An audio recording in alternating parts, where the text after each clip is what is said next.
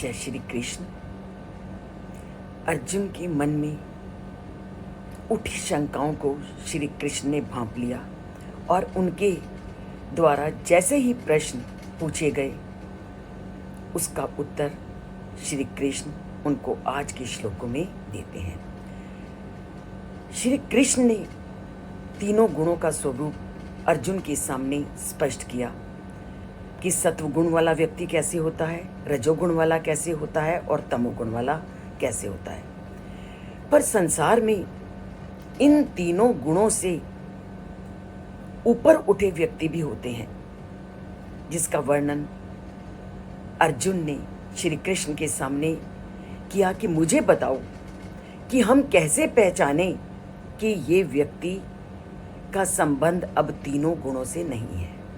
उसने 3 प्रश्न श्री कृष्ण के आगे रखे हैं कि हम कैसे पहचाने कि ये व्यक्ति तीनों गुणों से ऊपर उठ चुका है।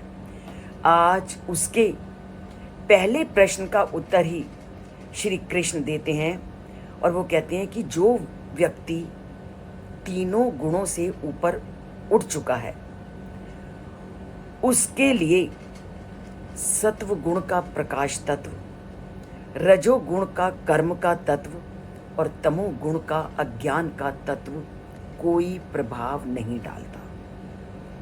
और वो कहते हैं प्रकाशम च प्रवृत्तिम च मोहम एव च पांडव ना द्वेष्टि संप्रवृत्तानि ना निवृत्तानि कांक्षति।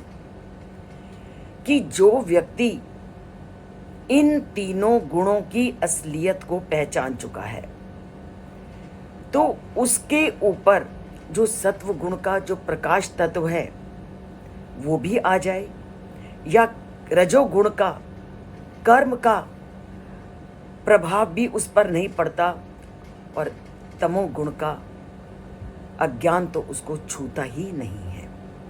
तभी वो कहते हैं प्रकाशम च प्रवृत्ति, कि प्रकाश की प्रवृत्ति भी उसको कोई प्रभावित नहीं करती।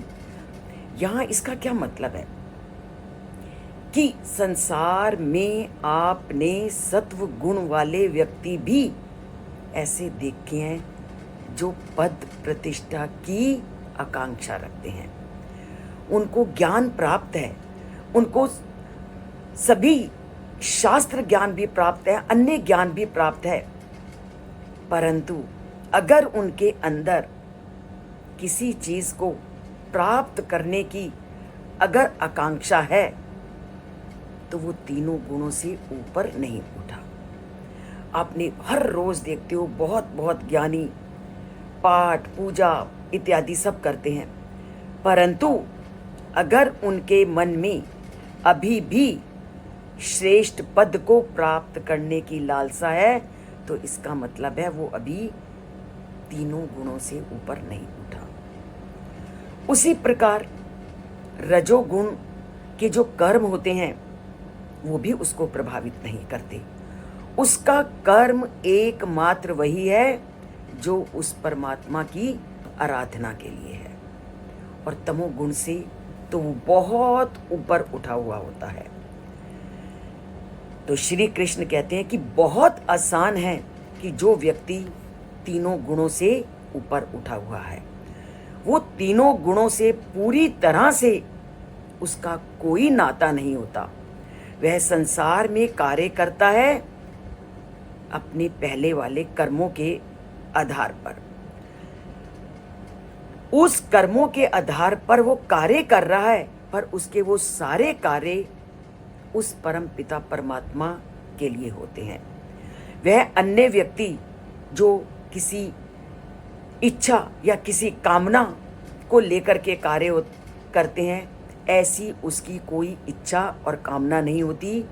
वह कामनाओं के प्राप्त होने पर ना तो दुखी होता है और ना कामनाओं के ना प्राप्त होने पर शुद्ध होता है। और अज्ञानता के संपर्क में भी अगर वह आते हैं तो वह उससे घृणा नहीं करते। घृणा का भाव उनसे बहुत दूर चला जाता है। सबसे बड़ी कि ये व्यक्ति तीनों गुणों से ऊपर उठ चुका है, ऐसा व्यक्ति अपने आसपास उसके लोग कैसा भी व्यवहार कर रहे हैं, उसका उस पर कोई प्रभाव नहीं पड़ता। अर्थात उनके कार्यों से, चाहे वो व्यक्ति उसके साथ अच्छा व्यवहार कर रहे हैं चाहे बुरा, वह उनके उस व्यवहार से दुखी नहीं होता।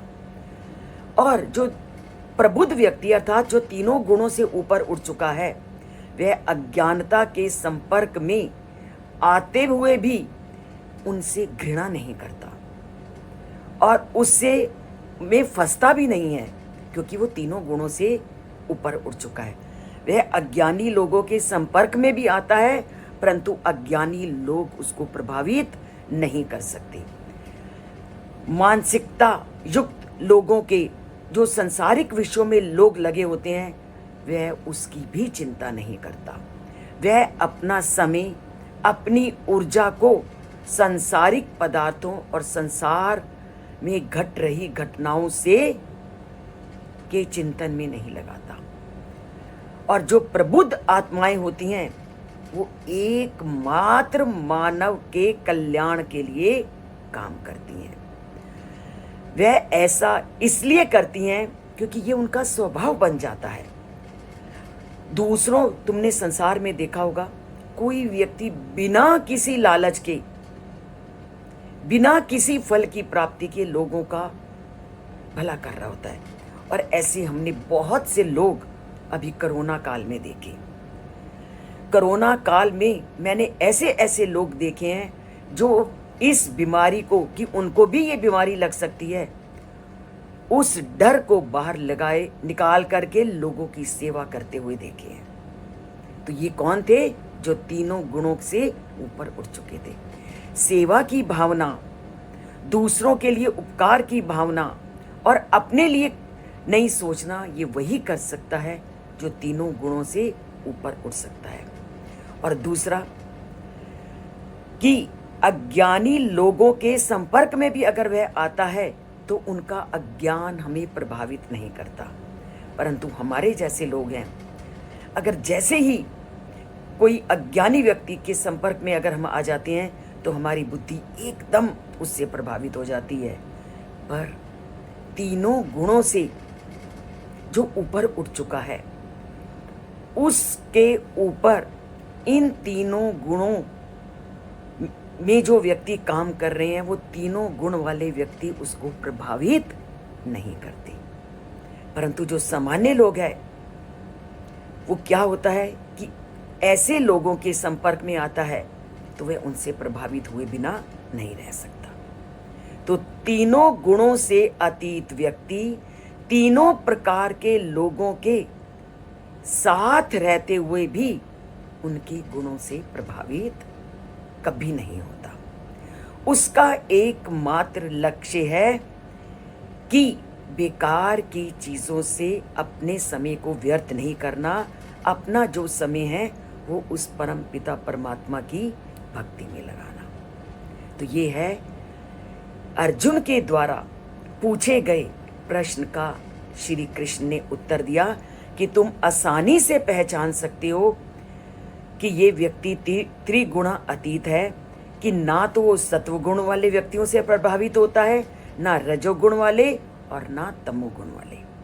अगर जिस दिन हमारा व्यवहार भी इस तरह हो जाएगा तो हम भी क्या हो जाएंगे? तीनों गुणों से ऊपर उठ जाएंगे। पर तीनों गुणों से ऊपर उठने के लिए हमें पहले ज्ञानपूर्ण बातों को तो सुनना है, तभी हम इन तीनों गुणों से ऊपर उठने का प्रयास कर पाएंगे। तो चाहे कोई अज्ञानपूर्ण परिस्थिति वाले लोग भी हमारे संपर्क में आ जाएं तो उनसे भी हमें प्रभावित नहीं होना। जबकि हमारी मनोवृत्ति क्या होती है कि अगर कोई किसी की बुराई करता है तो हम भाग करके उसके सामने खड़े होते हैं और बड़ा आनंद लेते हैं कि वो उसकी निंदा में लगा हुआ है। पर कभी हमने कोई किसी की अच्छाई करता है तो उसकी अच्छाई में हम कभी दो शब्द बोलते हैं? अगर बोलते हैं तो हम थोड़ा थोड़ा तीनों गुणों से ऊपर उठने का प्रयास करते हैं। तो हम भी श्री कृष्ण के द्वारा बताए गए इन गुणों के माध्यम से अपने जीवन को बदलने का प्रयास करते हैं।